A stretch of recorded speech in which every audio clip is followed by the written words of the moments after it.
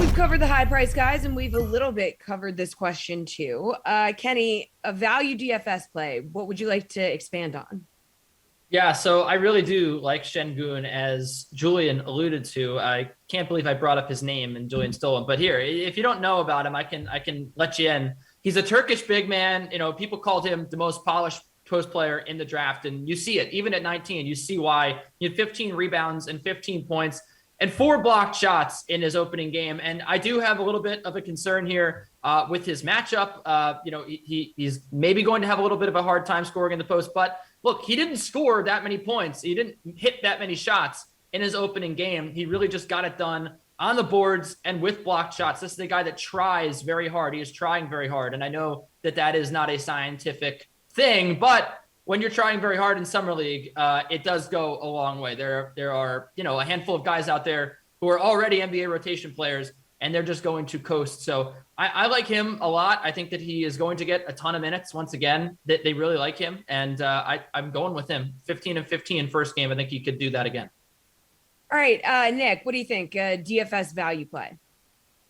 Yeah, you have to mention Sengun. I mean, I feel like DraftKings is like baiting you into playing him at 5,600. I mean, he could reasonably be like $9,000 on this slate based on what we saw in that first game, and it was pretty replicable. Like the way he plays, it's very Domantas Sabonis like or Enes Kanter in some ways to bring in another Turkish player. Like he is relentless on the glass. Like he had 8 offensive rebounds in that game, if I recall, going up against a capable big man in Evan Mobley. So I think Sengun is an obvious call. He's going to be pretty high owned in these contests as far as Summer League DFS goes. But if you want to look elsewhere, I think Carson Edwards is a guy to target on the Boston Celtics. Like Julian mentioned, this is a team loaded with NBA caliber players. He went for 17 points, 8 assists, 6 rebounds, 39 DraftKings points in their opener. And then another chucker, Josh Christopher for the Rockets, who's at 4,900, one of their 4 first-round picks in 2021. Had a well-rounded 13 points, 5 assists, 4 rebounds, 1 steal in Sunday's opener. Only played 28 minutes. You'd hope that maybe he plays a little bit more. But he's in that class of players who, whenever he touches the ball, it's probably going to go up. And if he catches fire, he could carry your lineup. All right, Julian, anything to add here? Maybe a little more on your strategy. You got another value player interested in?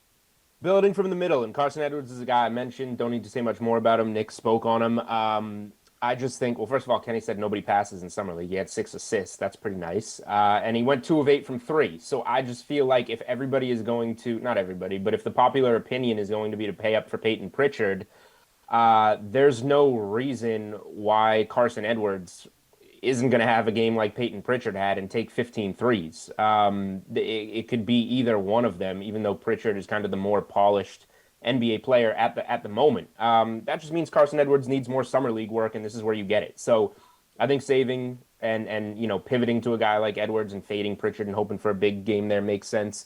And we're talking about these teams like the Celtics that have so many, mid to late first round picks, and those are the kind of guys you want to look at.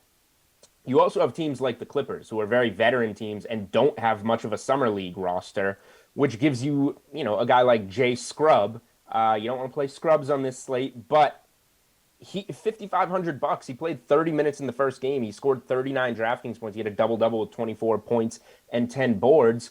There are some teams that are not going to have as much talent where you can get a name that doesn't quite stand out as much, that you don't remember as much from college basketball or from the draft, that is going to play a bigger role for their team. So I think Jay Scrubb's a guy that makes sense for the Clippers.